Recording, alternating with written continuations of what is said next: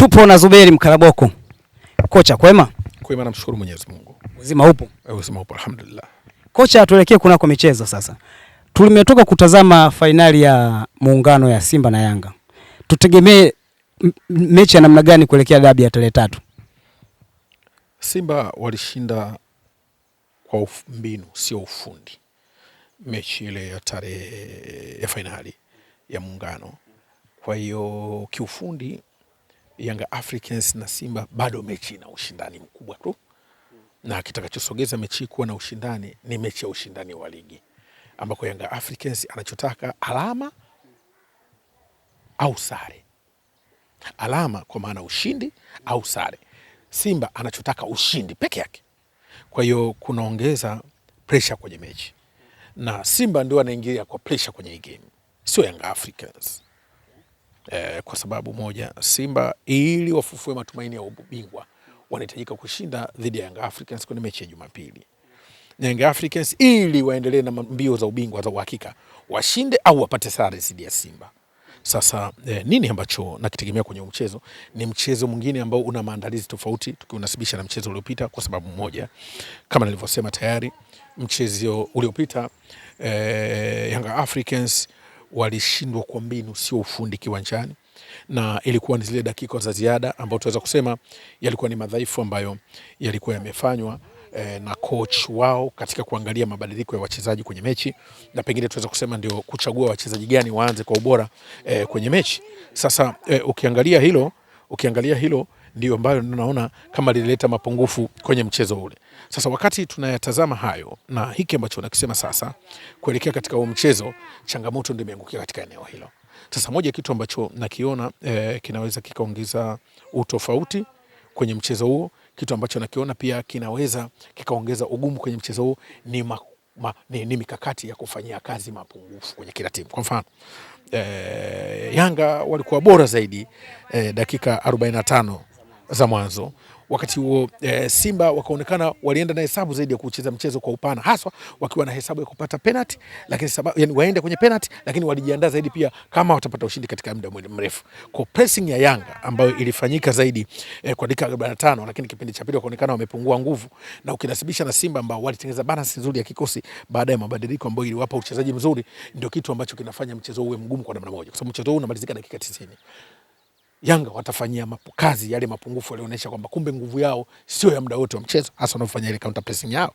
Lakini Simba wanahitaji kuwa na utulivu zaidi, kuto kucheza kwa kubalance mchezo, kwa sababu mchezo huu unatakiwa ushinde. Maana yake wao waje na gia kubwa kuanzia dakika 45 za kwanza. Sasa unaona pressure ya mchezo. Kwa hiyo timu zote zinahitaji utulivu sana kwenye mchezo. Okay.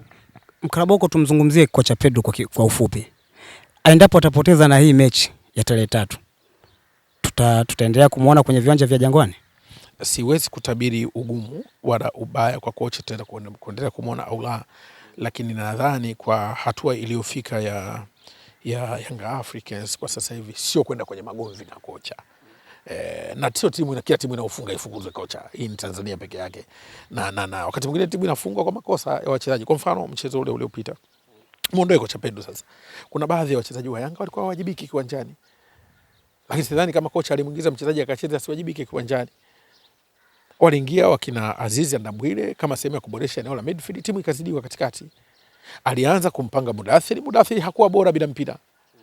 Damaro akawa amezidiwa kwenye midfield. Sasa wakati mwingine ni uwajibikaji wa wachezaji unaweza kumponza kocha. Mimi ninachokiona, kocha arudishe nguvu ya uwajibikaji kwa wachezaji, kwa sababu mchezo ule Simba hakushinda kila kitu. Simba ni mbinu tu zilizofanya washinde dakika za mwisho kwa hesabu mbovu za coach Pedro. Sio bovu wa Yanga Africans. Yanga Africans mimi nikiwa kocha pale unipeleke niende kile kikosi nipange tunachezaje na Simba, wana kikosi cha kucheza na Simba hata mechi 10 mfululizo. Na wakashinda kama wanakuwa na mpango mzuri. Kilichokosa ni karata za kuanza game. Na kilichowasaidia ya Simba kuwa bora ni madhaifu ya Yanga, namna ya kupanga kucheza dhidi ya Simba.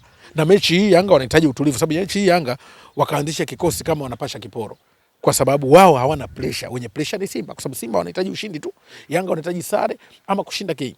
Kwa hiyo hesabu zao zisiweza kufungua kila kitu mkapishane kila kitu, kwa sababu sio mechi ya finali, ni mechi ya alama. Kwa hiyo Yanga wanaingia kwenye mechi wakiwa hawana pressure kuliko Simba, kwa sababu wao wanahitaji sare ama wanahitaji ushindi. Simba lazima ushindi ndio uweke uhai. Kwa hiyo wao ndio watakuja aggressive sana. Sasa mtu anayekuja amepanic, wewe kuwa na utulivu, be calm, relax.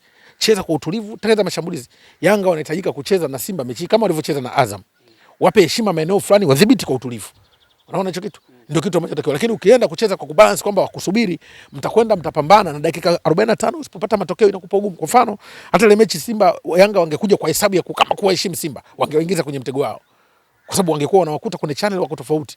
Lakini ukicheza kwa kulazimisha kwamba uoneshe ubora wako wote, na kipindi ambapo unazuia kuonyesha ubora wako ni ngumu, kwa sababu kwenye mechi ile mechi nilikuwa naona ilikuwa ni compact and close unit ambayo ilikuwa inafanywa na Yanga na Simba.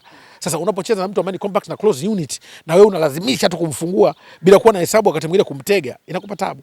Hii ni mechi ambayo inataka na tactical dynamism, mnapishana kimkakati muweze kushinda. Kwa hiyo Yanga wanaingia kwenye mechi wao wakiwa hawana pressure, Simba ndio wana pressure na mechi kuliko Yanga.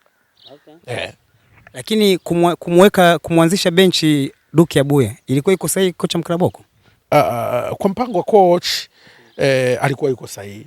Kwa mahitaji ya mechi akaonekana yuko tofauti, kwa sababu moja, mbadala Duke Abuya alikuwa ni huyu bwana mdogo Mudathiri Yahya. Mudathiri Yahya alikuwa hawezi kukava vizuri, lakini sio Mudathiri peke yake. Pacome alikuwa isaidii timu kuja kufanya deep saving, kwa sababu wakati mwingine kiungo wa chini sio kwamba ataingia kwenye mapambano peke yake, lazima mumpunguzie safari mnapofanya deep saving. Sasa mipira inatoka na mkuta yeye yuko peke yake. Hakuna mtu bora mbele ya washambuliaji bora, hakuna beki bora wala kiungo bora mbele ya washambuliaji bora. Kwa movement nyingi alikuwa anapambana peke yake. Kwa deep saving, kutengeneza kuminimize space ambazo mara nyingine mnakuwa mko wengi, walikuwa wanapungua kufanya hivyo. Kwa nini? Uwajibikaji ulikuwa uko chini. Natakupa mfano, ile mechi mlikuwa mnaangalia namna Yanga wana flow kucheza, lakini namna off the ball wanapokuwa wanataka kuorganize defense, kulikuwa kuna mapungufu sana kati ya Dube na Pacome. Hawakuwa na msaada timu ikiwa ina mpira. Kwa sasa kama wangeteza balance ya msaada timu ikiwa ina mpira, maana yake makosa ambayo tuko naona Damara kama iko taratibu yalikuwa yamkuti, sababu wale watu tayari walikuwa wanaweza kutengeneza masho, wanatengeneza kivuli. Kwa football wakati mwingine makosa unaangalia katika maeneo matatu. Kwanza inaweza kala mtu, pili inaweza kusababishwa na kikundi cha watu kwenye timu, na tatu inaweza kala timu nzima. Kwa hiyo unaangalia kwenye ile mechi ilikuwa ni group tactics, watu ambao wanatakiwa kuwa mbele ya Damara wakati wa mapambano bila mpira walikuwa wanatengenezaje shape. Unagundua ilikuwa shape nzuri, ndio ambayo ilifanya tuone kile ambacho tulikuwa tunakiona. Lakini sababu alizozifanya kocha Pedro, ghafla tu timu ikashuka sana chini, kumtoa Yao, kumtoa Okelo na baadhi ya wachezaji wengine. Ikaonekana ghafla timu imekufa. Tuseme Yanga hawana sababu wa kutosha au ni ubora tu wa kikosi umeshuka? Mahesabu ya mchezo, lakini wakati mwingine ndio kama alivyosema, football unafungwa kwa makosa. Sasa baada ya mabadiliko yalifanyika na Yanga, hawakufanya mabadiliko ili wachezaji wale wasicheze vizuri. Walifanya mabadiliko wakidhani wachezaji watakwenda kuchaji. Bahati mbaya wakawa underperform. Kwa hiyo maana yake timu kwamba kutoka kwenda kucontrol mchezo, hesabu za coach zilikuwa kwenda kushambulia wakati huo hauja control mchezo. Maana yake ni kwamba baada ya kufanya zile substitution wakawa wameenda kwenye mvua, wanajizuia mvua na gazeti. Litalowana litachanika, kwa sababu uwezo wa kudefend ulikuwa uko chini, alafu kaongeza wachezaji ambao ni offensive mentality, kitu ambacho kilikuwa kinaipa timu ugumu. Okay. Unadhani kitu kimoja kinachoweza kwenda kuamua hii dabi, uwezo, bahati au ubora, utaenda kuamua hii dabi? Mbinu nzuri za walimu, kwa sababu uwezo na ubora wa hizi timu unafanana. Mbinu nzuri za walimu, kama ambavyo mbinu iliyombeba yule Steve Barker. Lakini mbaya zaidi, mbinu zile haziwezi kuhitajika kwenye mechi ya dakika 90 fupi. Inahitajika mapambano sana. Sasa mbinu za walimu kwenye kupambana na uwezo wa wachezaji kwenda kutimiza majukumu ya walimu, kuwa tactical acumen, ndio inaweza kusaidia dabi bora, kwa sababu unaweza ukaanza kwa defensive minded game, lakini wakati mwingine unatakiwa kujua kwamba unavyokwenda kwenye offense uende kwa offensive minded game kwa usahihi sana. Kwa ujilinde kwa usahihi, ushambulie kwa usahihi. Kwa ni ile tactical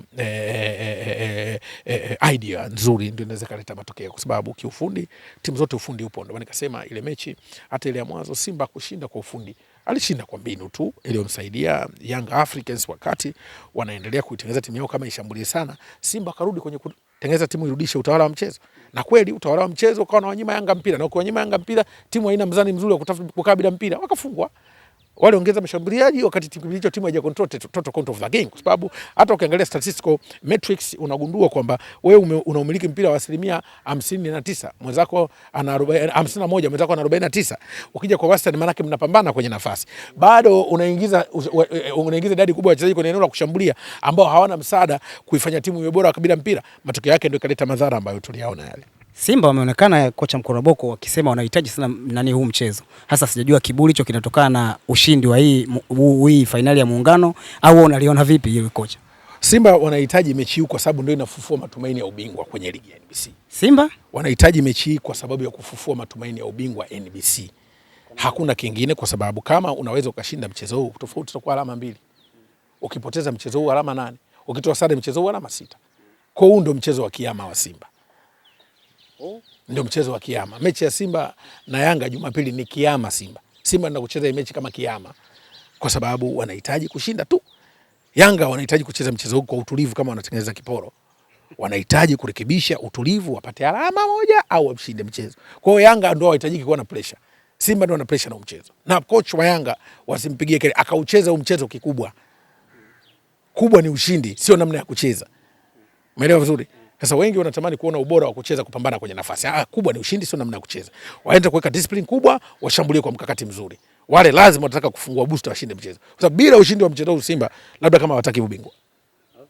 Simba ndio wacheze kama kuku aliyekatwa kichwa afu katupwa juu.